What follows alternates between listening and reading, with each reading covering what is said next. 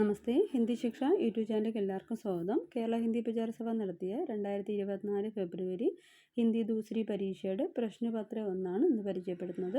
അപ്പോൾ ഫെബ്രുവരി 8-ാം തീയതിയാണ് ഈ വർഷത്തെ എക്സാം വരുന്നത്. അപ്പോൾ എക്സാമിന് പോകുന്ന എല്ലാ കുട്ടികളും ഈ ഒരു ചോദ്യപേപ്പർ കൂടി നോക്കിയിട്ട് പോവുക. അപ്പോൾ ഈ രീതിയിലാണ് നിങ്ങളുടെ ക്വസ്റ്റ്യൻസ് വരുന്നത്. അപ്പോൾ ഇതെല്ലാവരും സ്ക്രീൻഷോട്ട് എടുത്ത് ബുക്കിലോട്ട് അടയാളപ്പെടുത്തി പഠിക്കുക കേട്ടോ. ആദ്യം ക്വസ്റ്റ്യൻ പരിചയപ്പെടുത്താം. ആദ്യം വരുന്ന 9 മുതൽ വാക്യത്തിൽ പ്രയോഗിക്കാൻ വരും. 10ാമത്തത് ബഹുവചൻ, 11 ലിംഗ് ബദലിയെ, 12 ഭാവവാചകം, 13 മുതൽ 23 വരെ ഗ്രാമറാണ് വരുന്നത്. ഇതെല്ലാം നിങ്ങളുടെ ടെസ്റ്റിൽ തന്നെ ഉണ്ട്.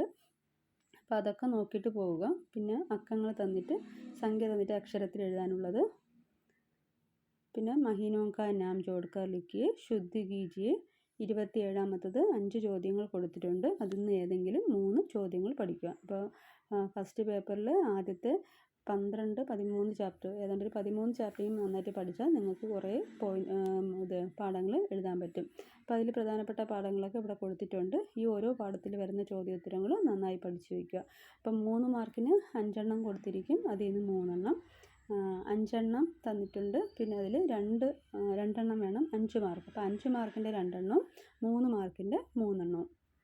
പിന്നെ വരുന്നത് കവിതയാണ്. 2 കവിത കൊടുത്തിരിക്കും. ഏതെങ്കിലും ഒരു കവിതയുടെ ഭാവാർത്ഥം എഴുതുക. പിന്നെ രസീലി കഥയുടെ ആദ്യത്തെ 6 ചാപ്റ്റർ, അതിൽ നിന്ന് തന്നെ കഹാനി സാരാംശം എഴുതാൻ ചോദിക്കും. പിന്നെ മലയാളത്തിൽ തന്നിട്ട് അതിനെ ഹിന്ദിയിലോട്ടാക്കാനുള്ളത്. അപ്പോൾ ഇത്രയാണ് ദൂസരിയുടെ ചോദ്യപേപ്പറിൻ്റെ മോഡലായിട്ട് വരുന്നത്. അപ്പോൾ ഈ ഒരു വീഡിയോ എല്ലാവർക്കും ഉപകാരമായെന്ന് കരുതുന്നു. അപ്പോൾ എല്ലാ മക്കളും നന്നായി പഠിച്ചിട്ട് പോവുക.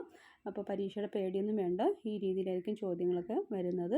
അപ്പോൾ മുൻവർഷത്തെ 2-3 ചോദ്യങ്ങളൊക്കെ ഞാൻ വീഡിയോ ചെയ്തിട്ടുണ്ട്. അപ്പോൾ അതൊക്കെ നിങ്ങൾ കണ്ടിട്ട് പോവുക.